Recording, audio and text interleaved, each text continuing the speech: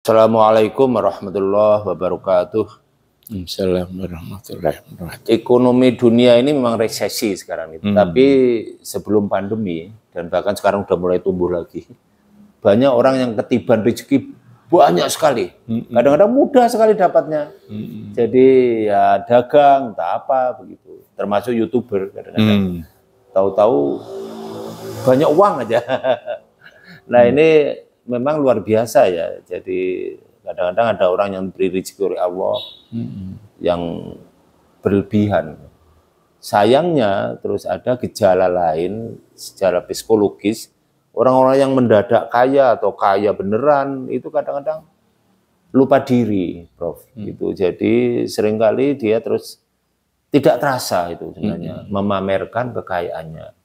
Jadi berusaha untuk diketahui orang bahwa dia memang betul-betul kaya dengan apa? Membawa tas yang branding, mobil yang mewah, kemudian pakaian yang kadang-kadang harus punya apa ya merek tertentu.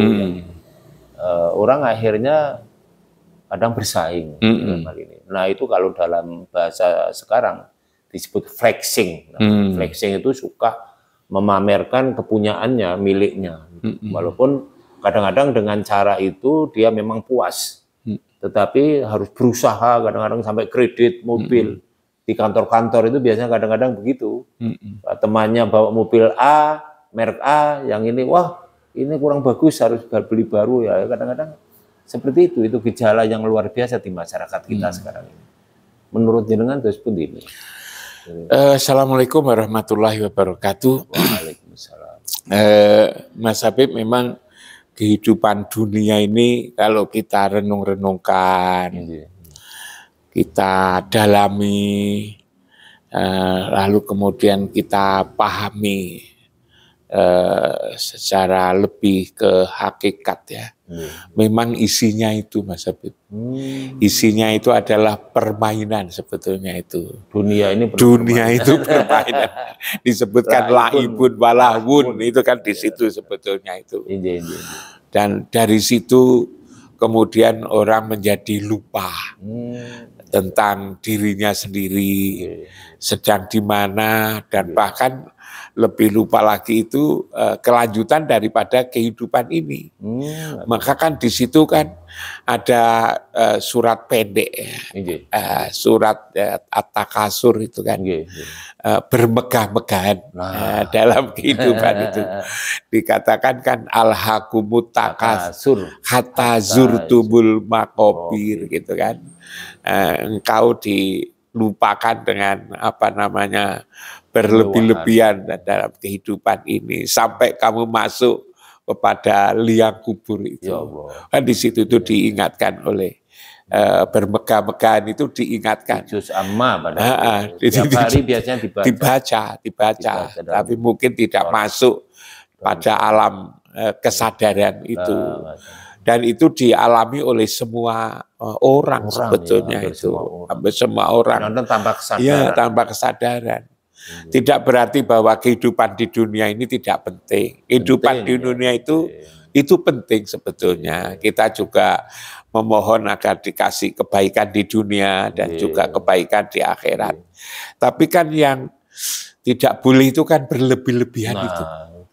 Bermegah-megahan, At-Takasur itu kan, bermegah-megahan itu kan, diingatkan dan biasanya juga selalu kita baca ayat pendek di dalam sholat itu. Tapi sudah diingatkan begitu kan, kita juga masih lupa itu. Di situ, tidak sadar itu, Mas Habib itu. Boleh, tapi kalau tidak boleh berlebih-lebihan, tapi jangan melupakan kehidupan yang disuruh itu sebetulnya kehidupan di akhirat. Dunia itu jangan melupakan walatansa itu nasibaka minat dunia. Kamu jangan melupakan kehidupanmu di dunia ini. Jangan melupakan aja. Tapi kita ini lalu terbalik. Justru dunia itu yang diutamakan. Melupakan akhirat. Bahkan tatkala untuk mengejar dunia itu dirinya sendiri juga malah tersiksa. Seperti misalnya yang Mas Habib pernah ceritakan kepada saya. dengan kemampuan terbatas, dia lalu melampaui batas. Belum waktunya beli mobil, lalu harus beli mobil lewat kredit. Apalagi dengan kredit itu harga pasti menjadi mahal. Padahal gajinya tidak pernah naik. Gajinya tidak pernah naik, bebannya naik. Kan lalu kemudian menyusahkan dirinya sendiri. Nah kan tidak itu saja, ketika temannya itu mobilnya ganti, dia juga kepingin diganti, pakai kredit lagi. Mobil yang lama dijual otomatis dengan harga murah, beli lagi dengan harga yang mahal. Dan kredit lagi. Dan kredit. Maka lalu kan akan membebani dirinya sendiri. Problem-problem kehidupannya berat. Problemnya berat malah ditambah berat lagi gara-gara untuk memenuhi kebutuhan hawa nafsu, hawa nafsu tadi. Kebutuhannya hawa nafsu dunia setannya dia tidak tahu bahwa dia sebetulnya dibimbing oleh setan itu di situ itu. Itulah sebetulnya agama itu kan menyelamatkan itu kan di situ. Dan sifat-sifat manusia itu kan juga diketahui oleh Rasul, oleh Allah dan Rasulnya itu sampai lalu kemudian diingatkan bahwa kamu jangan melupakan kehidupan di dunia ini. Di dunia ini jangan kehidupan kamu jangan tenggelam kepada kehidupan tapi kehidupan akhirat kehidupan akhirat ini sebetulnya yang lebih kekal gitu kan. Ma indakum yang fadu wa ma indallahi baqin itu kan. Bahwa yang kamu itulah sebetulnya akan musnah, tapi yang Allah itulah bagi Allah itulah yang kekal selamanya. Kita lalu kemudian mengejar yang musnah, yang hanya sementara, yang itu sebentar, tapi lalu kemudian melupakan yang di akhirat ini. Nah ini memang Mas Habib, yang paling sulit itu memang mengatur hati ini loh sebetulnya. Kehidupan ini mengatur hati ini. Dan itu susah sekali. Karena itulah maka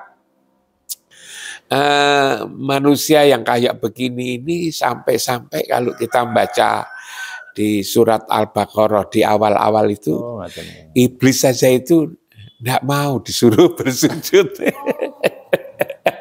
kepada manusia. Iya, tahu bahwa manusia itu perilakunya seperti itu. Bahwa ini akan dibuat jadikan sebagai khalifah gitu kan. Baru lahir aja apa kalau baru lahir. Tapi lama-lama kalau kaya udah berkuasa. Ya kan malaikat kan agak berat itu. Malaikat kan sujud karena malaikat itu tidak punya kepentingan apa-apa, disuruh sujud ya sujud. Karena dia akan melaksanakan tugas gitu kan. Tapi iblis ini yang tahu yang tahu kelakuan daripada manusia ini tidak mau sujud. Tidak mau sujud itu, tidak mau sujud. Sampai dia itu ada resiko Mas Habib. Untuk dia tidak mau sujud kepada Adam ini, dia nanti kan akan dimasukkan ke neraka, disiksa kan gitu. Dan dia siap. Dia siap masuk ke neraka daripada saya disuruh untuk sujud kepada manusia. Daripada saya sujud kepada manusia, lebih baik saya itu nanti silakan dimasukkan ke neraka. Siap. Tapi lalu saya akan menggoda manusia itu lewat depan, lewat kanan, lewat kiri, lewat belakang. Gitu kan? Jangan-jangan itu akhirnya. Iya ini sebetulnya kan dari ini Mas Habib. Dari bahwa manusia itu kan doluman jahulah, dolim dan jahil itu kan di situ. Di situ lafi kusrin, innal insana lafi kusrin, innal insana khuliqa halua. Manusia itu selalu berkeluh kesah gitu kan. Innal insana layadgho. Manusia itu selalu melampaui batas. Itu tadi. Kan? Innal insana lafi kusrin. Manusia itu selalu merugi. Dolu manjahula, kafuro selalu ingkar. Jidala, kan? Manusia itu punya banyak disebut ya. Iya, suka untuk berjidal, untuk berbantah. Nanti seperti misalnya Mas Habib punya teman, lalu kemudian melakukan kebodohan seperti itu ya, kerugian seperti itu, Mas Habib ingatkan, ya enggak mau. Tidak akan mau. Malah lebih dipamerkan lagi. Karena dia kan mempunyai tuntutan hawa nafsu itu. Itu jangan dikira lalu kemudian Jangan dikira Mas Habib ingatkan terima kasih ya, aku diingatkan. Tidak. Karena suka. Aku dewe. Nah, itu baik-baikku dewe. Itu hartaku sendiri, kamu mau apa? Kamu tidak nanggung saya. Seperti itu. Suka jidala, kafuro, ingkar, itu kan. Doifa, lembek, paturo, tergesa-gesa. Itulah sifat-sifat manusia itu sebetulnya seperti itu. Karena itulah laki-laki, iblis selalu kan, ciptaan kayak gini apa bisa menjadi khalifah? dia ingin menunjukkan bahwa tidak akan bisa jadi khalifah itu sebetulnya. Walaupun orang lalu kemudian bicara kekhalifahan itu sebenarnya tidak akan mampu kan itu kan, di mana itu ada mampu. Makanya di negara itu kan perlu ada pengimbang kekuasaan ini, raja ini jangan dibiarkan sendiri. Harus ada penasehat, harus ada lembaga lain. Jadi setan itu sampai iblis itu sampai tidak percaya bahwa ini bisa menjadi khalifah itu di situ. Sampai disuruh untuk bersujud tidak mau. Dengan risiko seperti ini, karena tahu bahwa ini tidak akan mungkin gitu loh. Tapi itu semua kan tidak berarti bahwa iblis lebih tahu daripada Tuhan. Ya tidak begitu. Tapi ini semua kan sebenarnya kan sebagai skenario bahwa semua ciptaan itu akan diuji oleh Allah. Nah kita ini nanti lulus atau tidak lulus gitu kan. Nah di situ Mas Habib sebetulnya manusia di zaman modern yang lalu kemudian ada fasilitas kayak begini ini dikira enak ya kan, tapi sesungguhnya mengandung risiko ya, risiko yang bisa mematikan ya, mencelakakan manusia itu sendiri. Iya tuh Mas Habib saya itu kadang-kadang dengar itu, kok ada orang yang punya tanah sampai ribuan hektar itu kan. Ada ya. Iya tuh kan, punya ribuan hektar, punya tabungan, tidak saja miliatan, tapi sampai ada bilangan triliun itu. Lalu kemudian dimakan untuk apa Mas Habib? Padahal sebetulnya ini Mas Habib, saya itu kadang-kadang melakukan perenungan. Kalau hanya untuk memenuhi kebutuhan Mas Habib, hidup sehari-hari. Hidup sehari itu murah banget loh. Murah banget. Jadi kalau misalnya orang mengatakan bahwa manusia itu kebutuhannya tidak terbatas, ya kan? Sedangkan fasilitas untuk memenuhi kebutuhan hidup ini tidak terbatas, fasilitasnya terbatas, kebutuhannya tidak terbatas. Itu sebetulnya perlu dikoreksi loh Mas Habib. Dari mana bisa ngoreksinya itu? Kebutuhan kita itu kalau hanya kebutuhan dasar, itu kan hanya makan, pakaian, perumahan. Itu murah banget loh Mas Habib. Mas Habib pernah menghitung kebutuhan makan? Nggak pernah itu. Kebutuhan makan kita itu Mas Habib, kalau hanya untuk makan, itu beras 1 kilo, kalau dimasak jadi berapa piring Mas Habib? Jadi 12 piring loh. Ya Allah. Saya enggak pernah ngitung. 12 piring Mas Habib. 1 kilo itu hanya 12 bisa jadi 12 piring. Saya pernah tanya ke warung-warung kok. Dan itu cukup untuk memenuhi kebutuhan hidup ini. Satu kali makan 1 piring itu. Nah, kalau itu 2 kilo berarti kan 24 piring. Kalau itu 2,5 kilo, itu kan berarti kan 30 piring. 30 piring itu hanya beras 2,5 kilo. Cukup untuk makan sekali. Kalau makan 3 kali berarti 1 bulan itu kita hanya perlu 7,5 kilo kan? Nggak banyak. Maka ya saya tidak tahu apakah asal muasalnya seperti itu. Kalau bulan puasa berlebihan. Itu kita tidak makan itu kan hanya siang. Paginya kan sahur. Tapi kok sorenya kan makannya sahur. Sehingga nasi yang tidak kita makan, beras yang tidak kita makan selama bulan puasa itu kan 2,5 kilo. Karena kita tidak makan itu hanya setengah, hanya pada siang. Siang itu 30 piring kan, kalau 30 hari berarti 2,5 kilo. Kok lalu fitrah kita ini juga 2,5 kilo ya kan? Gitu Mas Habib. Nah, lalu kemudian kalau kita hitung lagi Mas Habib, Kalau 1 bulan itu hanya 7,5 kilo, kalau tunjangan beras pegawai negeri dulu kan 8 kilo, itu sudah dilebih loh seperti itu. Itu kalau 1 tahun, berarti kan hanya perlu berapa kilo Mas Habib? Kalau 1 bulan itu 10 kali 12 kan hanya 1 kintal. 1 tahun 1 kintal. Kalau 10 tahun berarti kan 1 ton. Kalau kita hidup itu 7 tahun, berarti kita ini kan hanya butuh 7 ton. Mas Habib itu dari lahir, nanti umur 7 tahun, 80 tahun, itu hanya 8 ton Mas Habib. Kita punya sawah 1 hektar. Kalau lalu kemudian subur seperti daerah Mas Habib Banyuwangi, lalu irigasinya bagus, lalu kemudian pemupukannya bagus, tidak ada hama, 1 hektar itu bisa menghasilkan 7 sampai 8 ton Mas Habib. Karena itu kalau kita sekali panen, padahal 1 tahun panen 3 kali. Jadi kita ini sebetulnya itu punya tanah 1 hektar, ditanami sekali atau 2 kali aja tahun, itu cukup untuk seumur hidup. Berarti kita ini, kebutuhan kita ini sebetulnya sangat terbatas. Pakaian kan juga tidak setiap hari beli. Paling-paling 3 bulan, 4 bulan beli kan. Rumah juga tidak pernah ganti-ganti. Karena itu sebetulnya kebutuhan kita ini terbatas sekali manusia itu. Hanya manusia itu punya namanya hawa nafsu, punya keinginan, yang keinginan ini tidak terbatas. Akhirnya lalu kemudian kita punya mobil tidak cukup 2 atau 3, tapi sampai 5 sampai 10. Punya tanah tidak hanya kira-kira 1 hektar, 2 hektar, tapi sampai ribuan hektar.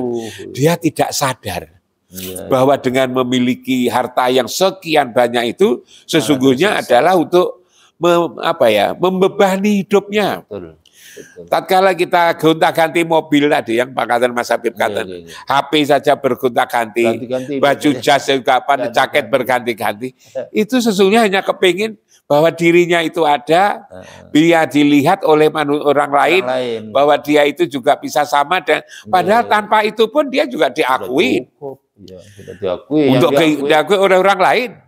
Dan juga diingatkan oleh Allah, yang diakui bukan hanya itu prestasi sebetulnya seperti itu, kebaikan, nah itu kan, nah itu kalau misalnya orang katakan bahwa kalau ada orang kaya bisa sedekah, dapat pahala dengan kekayaannya, mungkin kalau agama itu senyum saja, itu sudah ibadah, sudah sedekah. Sebetulnya hidup ini sebetulnya kalau tidak mengikuti hawa nafsu dunia setan, itu sebetulnya mudah dan itu selamat. Selamat di dunia dan selamat di dunia dan juga di akhirat. Jadi sebetulnya itu yang bikin neraka itu kita sendiri sebetulnya. Jadi neraka itu kita bikin sendiri. Bahkan celaka itu yang membuat celaka itu diri sendiri. Yang menjadikan kita masuk penjara itu ya kita sendiri, bukan orang lain sebetulnya itu kan.